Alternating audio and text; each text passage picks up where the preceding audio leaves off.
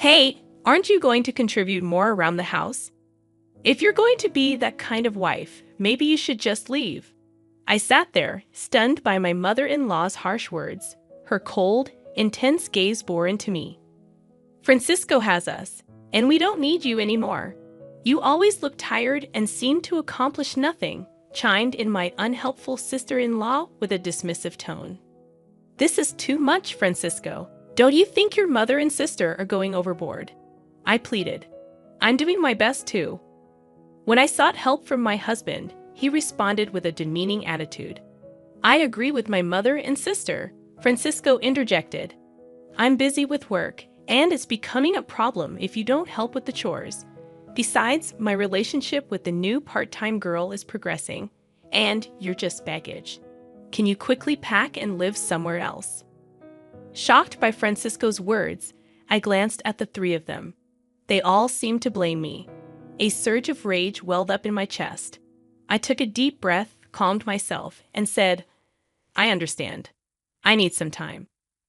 My in-laws, who had once relied on me, were now falling apart. My name is Michelle, and I'm 32 years old. I work diligently, both at my job and in household chores.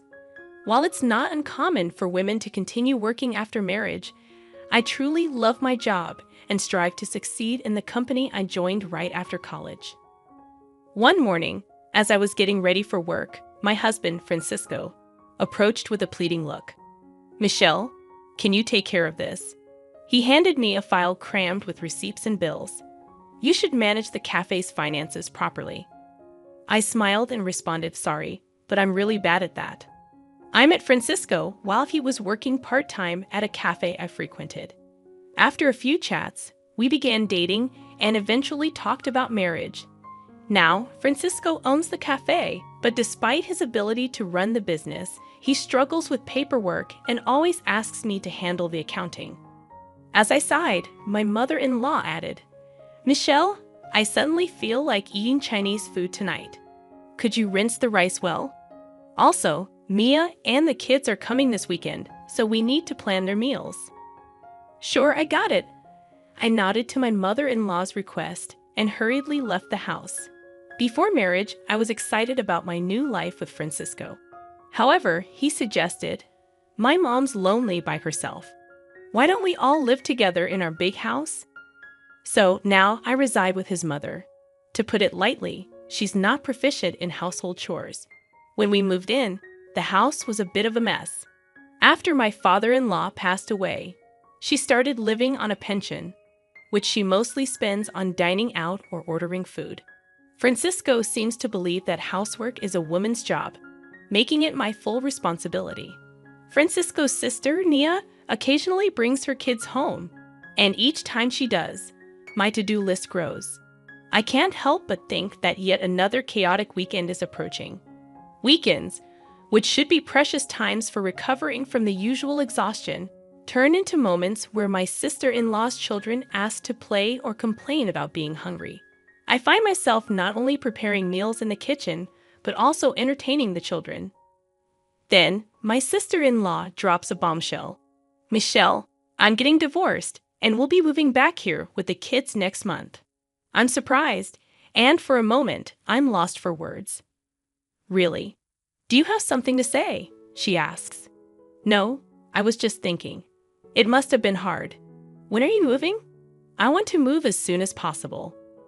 Surprised that my sister-in-law and her children will be moving in, I hope that maybe she will help, and household chores will become more manageable. While we had a normal relationship, I anticipate that this change might bring us closer and result in her contributing to the chores. Despite my positive attitude, reality has other plans. Perhaps because she grew up with my mother-in-law, my sister-in-law appears to live a life devoid of housework. She spends most of her time lounging on the sofa, watching TV, and always has some snack with her. Observing her, I realize her neglect of housework might have contributed to her divorce.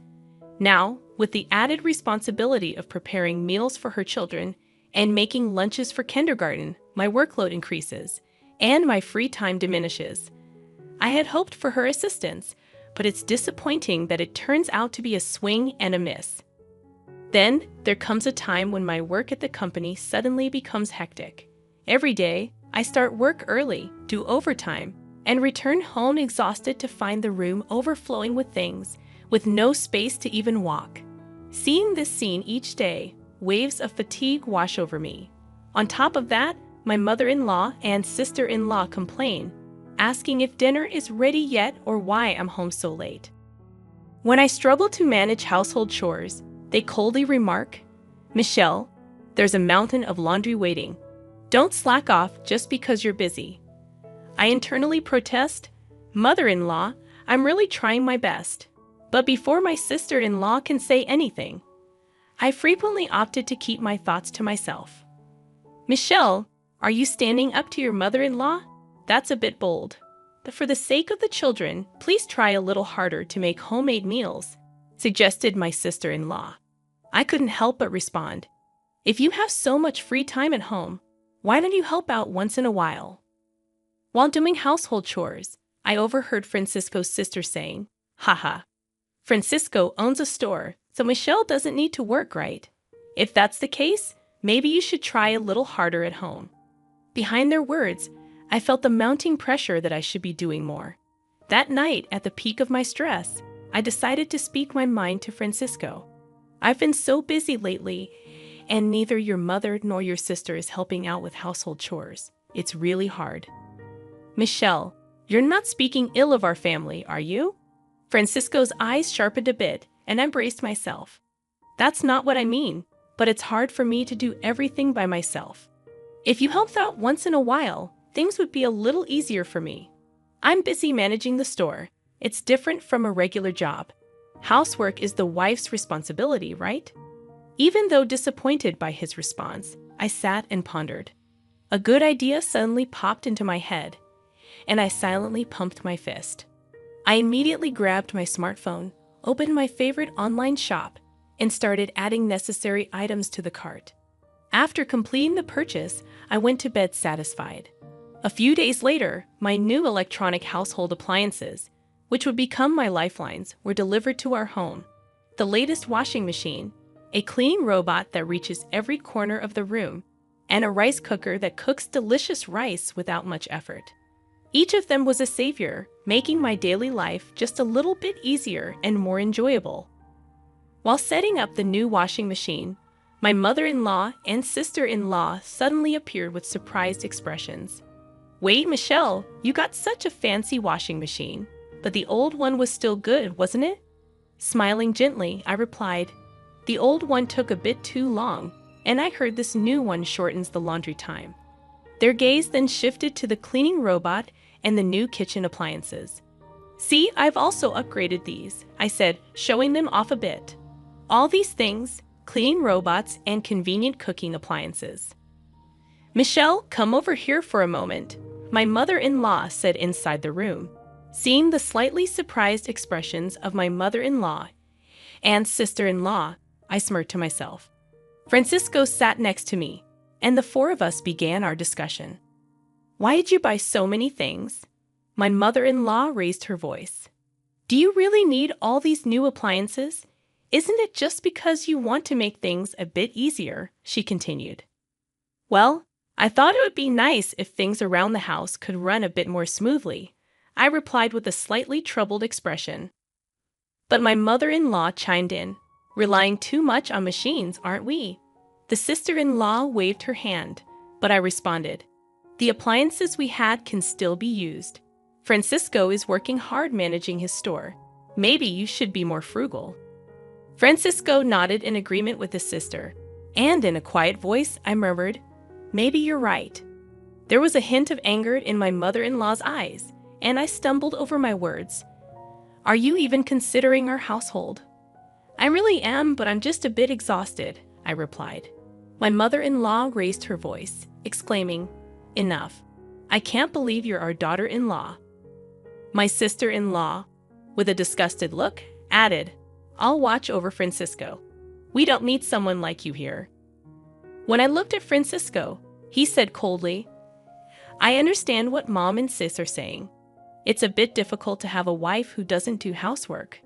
Looking at Francisco's face, my heart felt heavy. He continued with a cold smile. I have my own store, so I decide how to use my money. But being with someone who spends on anything and everything might be difficult.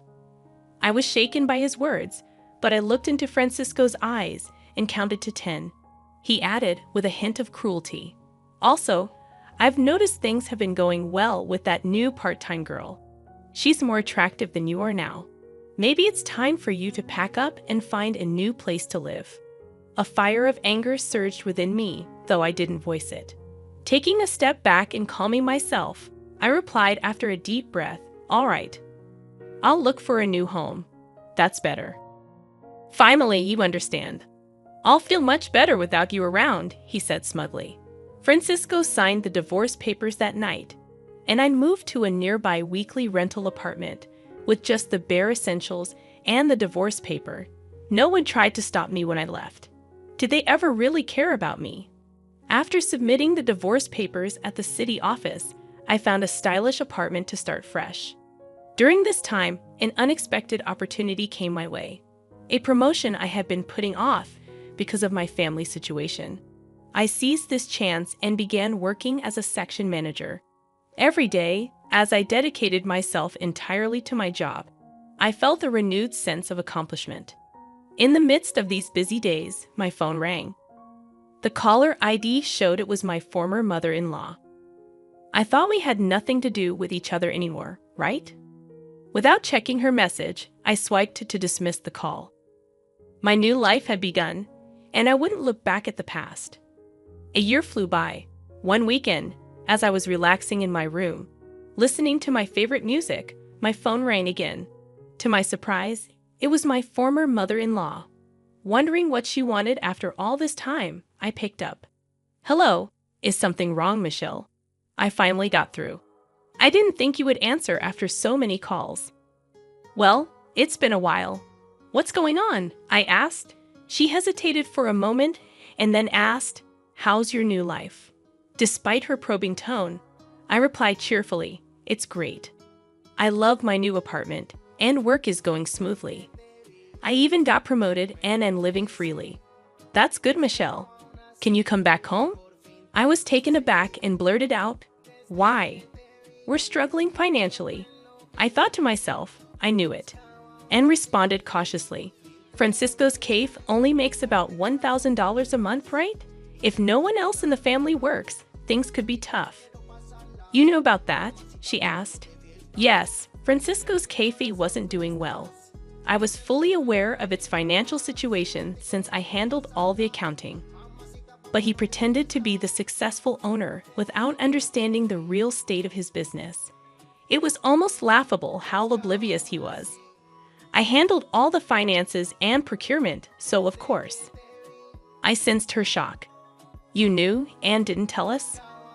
"We had no idea you were doing so well in such a big company, or that you were contributing so much to the household expenses," my former mother-in-law exclaimed. I admitted, "Yes, I contributed more than $3,000 every month. Thanks to that, you all managed." The truth was, I used my salary to bridge the gap in Francisco's business losses. He seemed completely unaware of the situation, and after I left, it seemed reality hit hard. "Michelle, can you please come back?" she asked. Curious, I inquired, "So how's Francisco's cafe doing now?" She sighed. "We might have to close soon, and the part-time workers keep quitting." With an inward smirk, I commented on his slightly sloppy management style. "It's hard to keep it going for long, isn't it? His little bit of pride doesn't help, not doing proper work. I mean, how many women out there do you think would be willing to support a guy like that?" My former mother-in-law was momentarily at a loss for words. I continued somewhat sarcastically, "Wait, I'm a bit busy now. Since you left, the house is a mess. It's chaotic with things everywhere." Confused, I asked, "Wait, what do you mean?" She described the disarray of their home with belongings scattered everywhere, looking like a storeroom. Without anyone to cook, they were eating out, which was costing a lot. The washing machine broke down. and it seemed like there's no room in the budget to buy a new one. Actually, the appliances that you took back, I was really relying on them, my former mother-in-law admitted. Puzzled, I asked, "Huh? Why is that?" "Those were for my convenience. Besides, I bought them myself, so it's okay for me to take them back, right?" She reluctantly agreed, "Yeah, I guess so. But I never realized housework was this challenging." With a firm tone, my former mother-in-law added, "With 3 adults in the house, how can it be that hard? What are Francisco and your daughter doing?" A hint of fatigue could be heard in her voice. As for Francisco, his staff members have been quitting, and sales have plummeted. As soon as he found out, he became really downcast and has just been lazing around at home. But Francisco used to spend his money from the store without any restraint, right? On top of that, Mia doesn't help at all. She doesn't do anything around the house and even gets her allowance from me. To be honest, living on just my pension for the 3 of us is really hard, she continued. I responded with a hint of sarcasm. "Ah, Mia once told me that I was unnecessary because she was there." My former mother-in-law desperately said, "Michelle, we're really in trouble. Living on just my pension for the 3 of us is quite tough." I firmly stated, "I have no intention of returning to that house. It must be hard living with all that baggage." She seemed to be at a loss for words. Seeing her like this made me feel a bit sorry for her. But as I was about to hang up, my former mother-in-law seemed eager to say something. "Michelle, I'm really sorry. Can you reconsider?" Her voice sounded a bit exhausted. I replied, "I wonder if we can ever spend days together with smiles again." "Huh? Was it that hard without me?" I asked with a mix of surprise and calmness. After a short pause, my former mother-in-law took a deep breath. "Yes, there's actually an issue with the property tax. We might have to let go of the house." I said, "I see, but I really don't want to get involved anymore. Decide what you're going to do with your family." I hung up without waiting for her next words. After that, I set it up so I wouldn't receive any more calls from her. In my room, holding my favorite mug filled with aromatic coffee, I enjoyed my time alone, looking at the outside scenery. A smile spontaneously appeared on my face. A few months later, when I passed by the cafe where Francisco used to work, I noticed the place was now quiet and empty. Recalling its past liveliness, I felt a bit nostalgic. It seems they really closed the shop. While walking around the old town, I became curious about my former in-law's house and saw a sold sign. Coincidentally, I bumped into an old neighbor in town. According to her, those 3 had quickly sold their house and moved to a small apartment nearby. In their new home, there were always loud arguments and even the smell of garbage. It seems the neighbors are quite bothered, and it has become a bit of local gossip. I thought, it must be tough for them, but with a bit of effort, life can change.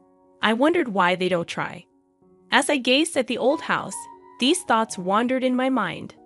A lot has happened to me since then, but I'm living each day to the fullest.